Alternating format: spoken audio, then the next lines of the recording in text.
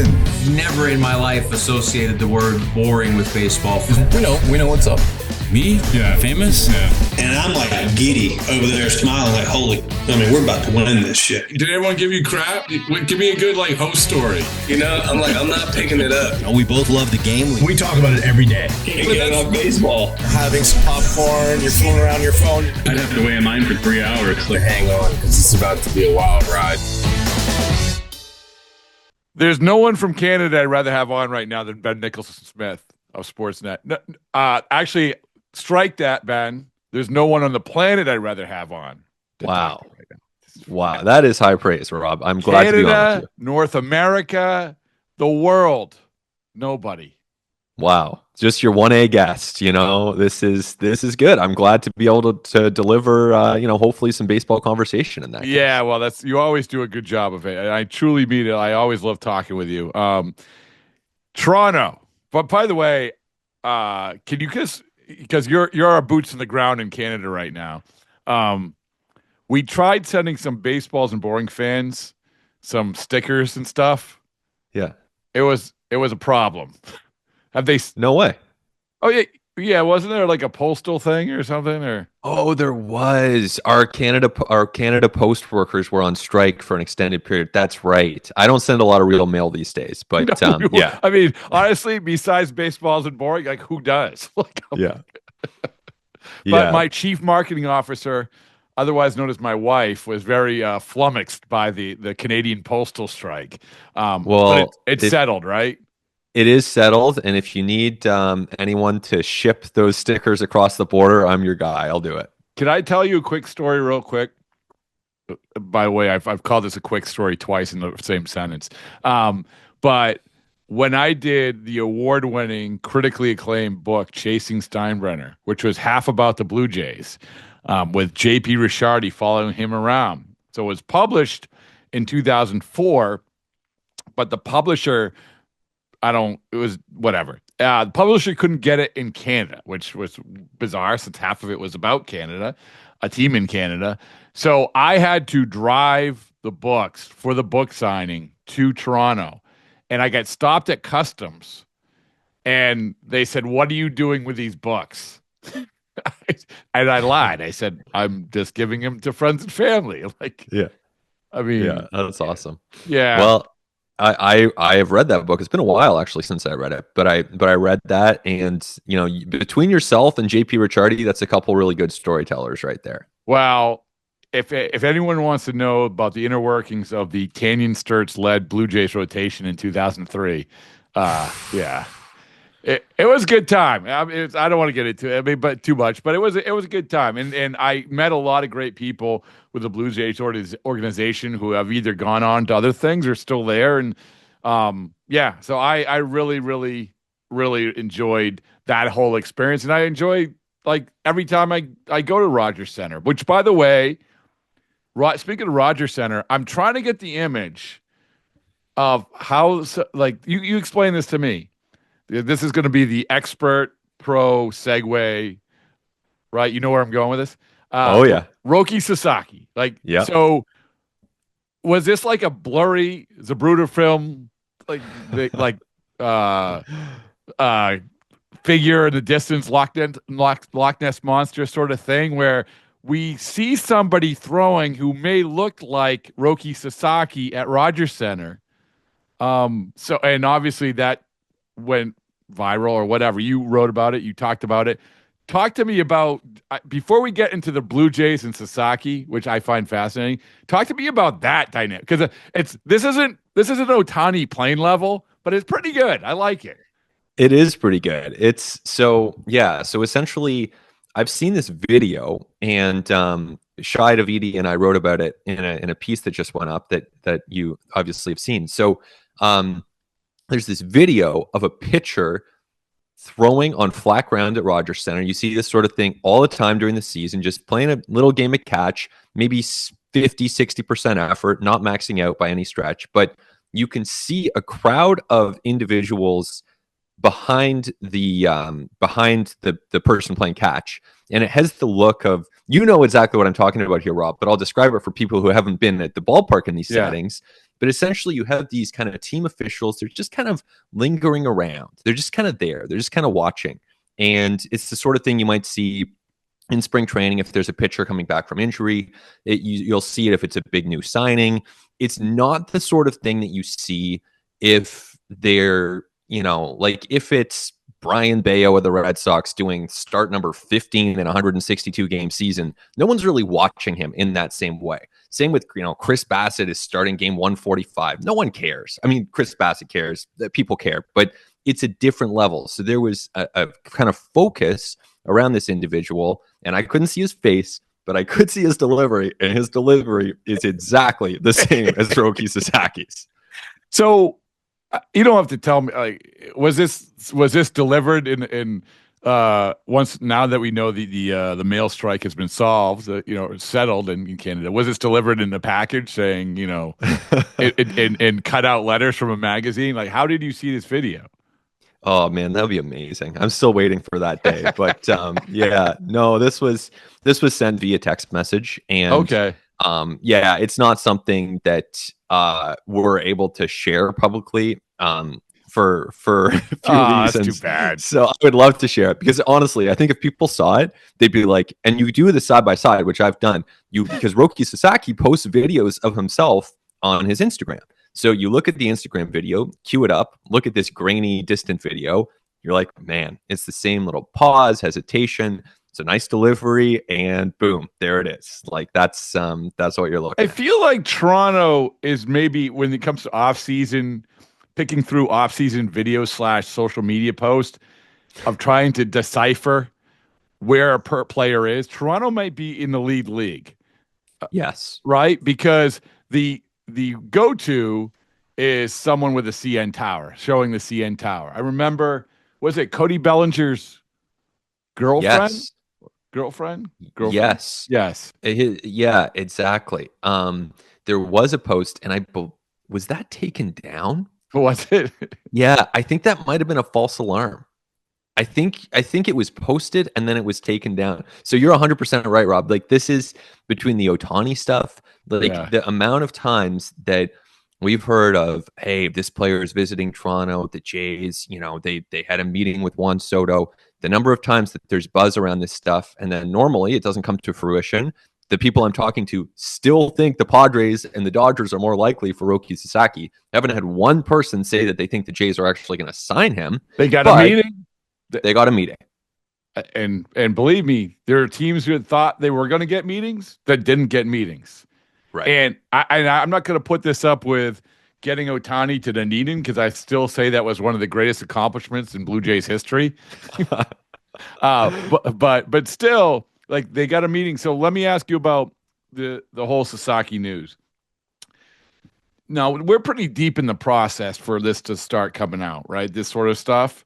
And, a lot of, obviously, the teams aren't going to be screaming from the mountaintops usually, hey, because if they were, we would all be seeing that video that you saw, right? Let's go. Yep. But were you surprised when it was revealed that they did get a meeting? Had you just pushed the notion of Sasaki with the Blue Jays to the back burner, like a lot of teams and a lot of media corps for these teams have? Have you been the same way? To an extent, yeah, because in talking to people, it just sounds like Padres and Dodgers are the landing spots that people expect the most. But I did know that Ross Atkins and other Blue Jays executives have traveled to Japan to watch Roki Sasaki in person multiple times in the past couple of years. And knowing the way the Blue Jays look at these things, there was no doubt in my mind that they were going to put together a kind of package, a pitch to Roki Sasaki to say, hey, this is why you should seriously consider us as a team. So it was zero surprise to me that it would get to that far. It was zero surprise that, Joel Wolf at Wasserman would open up his inbox and get like an involved pitch from the Jays. But where I am a little surprised is that seemingly there's enough mutual interest for him to make a trip up here in January. I mean, it's not the nicest time of year to visit this city. It's a great city. that's what I was going to say. I mean, teams got me. They said it. They documented how the meetings were going to go. They were going to go, on the West Coast in LA and cycle through and everything else. And we have a chunk of those teams that we know that had those meetings, but we don't have a lot of, hey, Roki Sasaki through to Rogers Center, went to Toronto. So I guess I would ask this, Ben, is that I joked about the Otani thing, but I do believe, I'm like, we look back at that, what an accomplishment to be in the top 2 and get him to go to Dunedin. Is there any correlation there? The Blue Jays are doing something right, evidently, to convince these guys to either go to Dunedin or go to Toronto, whatever it is. Do you sense a correlation between the two, whether it's the team doing something right or maybe even the perception among Japanese players? I don't know. Yeah, well, and I think that this is where I actually think it's a good thing for the Blue Jays that this did leak. And, I've asked Ross Atkins about this. He has declined to comment on it. So, the Blue Jays are being quiet about this. But I actually think if I was them, I would kind of want this out there because even if he goes to the Padres, well, what about the Japanese players right now who are, 18, 19, 20 years old? They're reading headlines. They're seeing, hey, not only did Otani take the Blue Jays seriously, but Roki Sasaki did. Maybe I should too. So I think that that's actually, set aside your fans, your next recruitment process of trying to get Japanese players over to Toronto.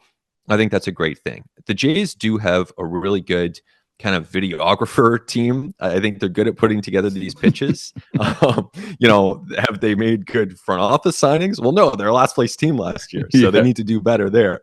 But they've got a good team of people putting together these pitches. And I totally agree with you on Otani. Like, I actually think of all these players, we hear the Jays second on this player. They were serious on this player.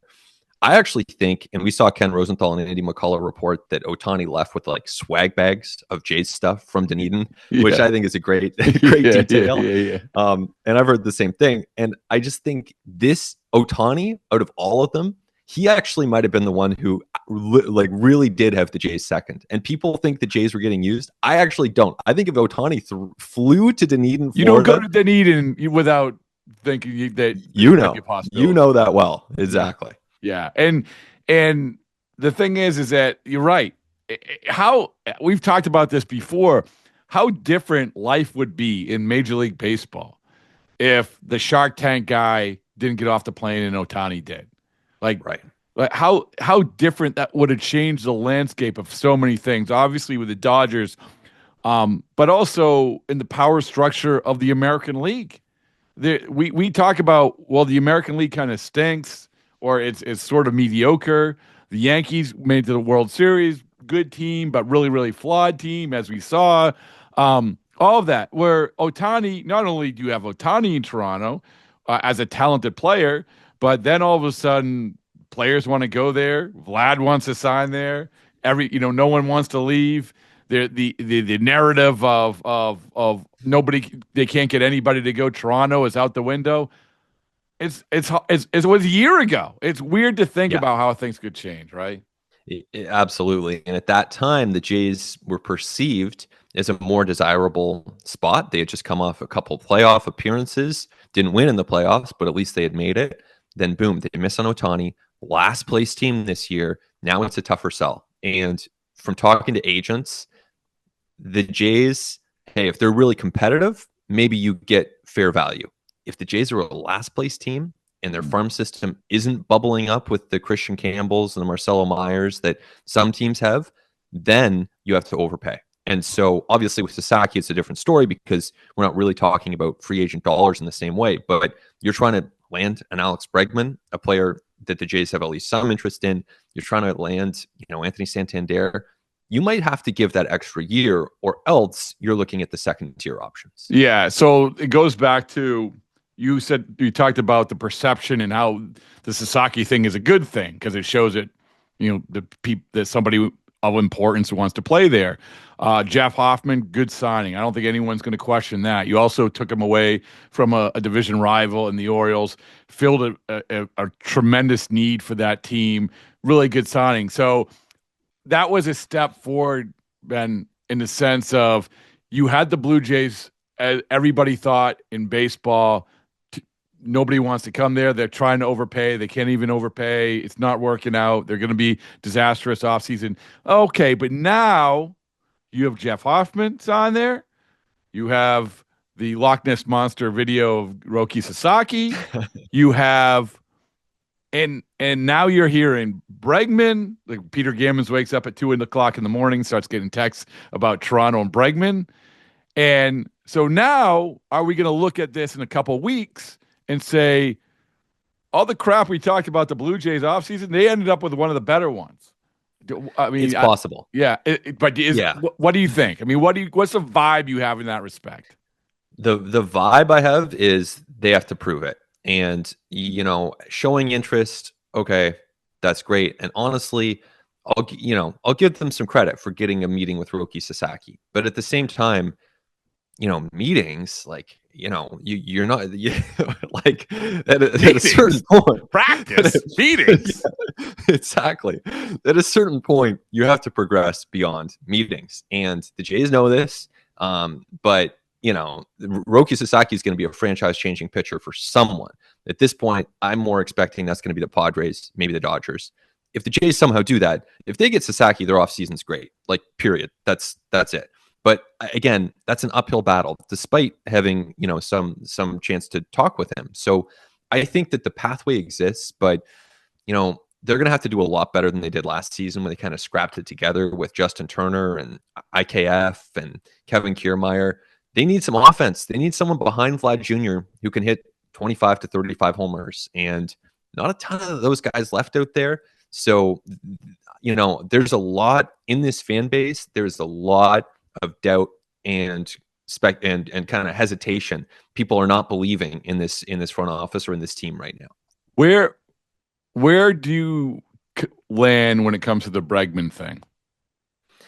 I've heard that the Tigers are probably the team that's the most motivated on him and that's willing to go to the highest threshold. So I don't know. What if he doesn't want to play there? Well, that's the thing, right? So does he want to play in Toronto though? Like, so I look at the Red Sox stuff and, their comments on Devers notwithstanding, like Bregman would definitely help that team. And he would play second anyway. So if he plays second, then he really helps that team. And I still look at the Red Sox as a fit there. I still look at the Mets as a fit for Bregman. Put Vientos at first, boom. Maybe that means Pete Alonso goes. But I think the Jays, honestly, I don't see them splashing out for Alex Bregman. I see them hanging around. And if he doesn't get what he wants and he's looking for a deal with a couple opt-outs in a couple weeks, maybe. But I don't think that they're his number one, and I don't think that he's their number one, if that makes sense. So that leads us to Santander. Where does the fan base fall if that's the guy?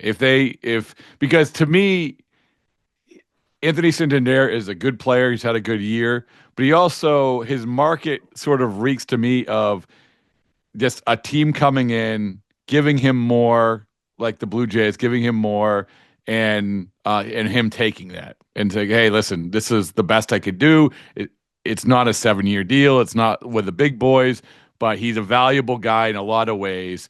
A flawed player, but a valuable guy in a lot of ways. And also the next best option when it comes to maybe a player that a fan base can get a smidgen excited about. Do you share that opinion? Yes. I think if the Jays could get Anthony Santander and you've got Hoffman, Andres Jimenez, add Nick Sandlin and Jimmy Garcia to the bullpen, toss in Santander, I think for the most part, Jays fans would be okay with that. Not thrilled. It's not, it's not the perfect offseason, but that's a solid team that legitimately could compete. We'd see what happens. It's obviously a stacked division, but that's a solid team. But at the same time, I don't know. Like, I just don't know where that market goes for Santander. And, there's some reports out there that the Jays have a 4-year offer out there. I haven't confirmed that. I'm not sure exactly where their bidding is. Could it be 3 years? Could it be 4 years? But, we're at a point in the industry where if he had hit free agency 15 years ago, obviously that would have been a much better time for Anthony Santander. I think a lot of teams I don't know what you've heard on this, Rob, but I think a lot of teams see the flaws in him and are almost less inclined to jump in big time. That's what I mean. Like he's sort of like, because of the type of player he is, people can get a little excited over him. But I think from the team's perspective, like, yeah, there's a lot of flaws that go with those home runs, you know? And it's the same with Alonso. And this is where, like, these guys, they mesh. And they're probably going to be really good players next year. But if you go by projected WAR, I know, like, you know, this is pretty nerdy stuff, but this is how front offices think, at least the ones that I have heard from. And so they're projected for like a 2.5 WAR season. So are you really going to go 5 years for, you know, a guy who maybe, you know, is probably going to have a 780 OPS with 28 home runs? Like, teams are hesitant to do that. Well, and the last thing, Ben, I appreciate your time, is it's weird because there's so much to talk about with the Blue Jays. All of a sudden, you know, Sasaki and Bregman and Santander and their offseason and Hoffman. And of course, at the root of it all is Vlad. Like, at the root of it all is Vlad. And we talk about how this guy, how things can change, the dynamic can shift in the American League. This is another crossroads. This is another rubber meets the road. And there was that report, I think Nightingale came out with it. Oh yeah, you know, the Blue Jays is not close, and then he really wants to play with the Red Sox. And I always sort of like, well, I love Bob. He's a great reporter, but I'm like, friends, year out, it's a lot. You know, it's a lot of assumptions to have. But now lately, and correct me if I'm wrong, it feels like there's a little bit more momentum to Vlad actually entertaining a reunion or an extension with the Blue Jays. But you know far more than I. What's the vibe you get on that? So there is genuine mutual interest. The Jays would like to extend him. I think he would be happy to stay in Toronto if they can get to his price. And he has said publicly in an interview with Abriendo Sports that he declined 340 from the Jays. So the number's not 340. I mean, I think it's probably safe that it's over 400. You know, there are different ways that you could value that, but I think Vladdy right now has a ton of leverage. I think that you look at this Blue Jays offense, this Blue Jays team, and they really need him. They definitely are, you know, without him, it's like Will Wagner and Joey Loperfido at the heart of the order. They've got to find a way to lock this guy up if they can. And, you know, as much as Vlad Jr. has leverage right now, and free agency might be very, very kind to him as a 26-year-old player, which he will be when he does hit free agency next year, it's a balancing act. Because if he can get, for argument's sake, $420 million from the Blue Jays right now, you probably want to take that. So, you know, we'll see where it goes. They've got about a month before Vladdy has a deadline imposed. And I expect that they'll be very active in talks during that time. All right. Well, Ben, I appreciate your time and your insight, and thank you for making me feel better about the postal system in Canada. So, anytime. Thanks, Rob. All right.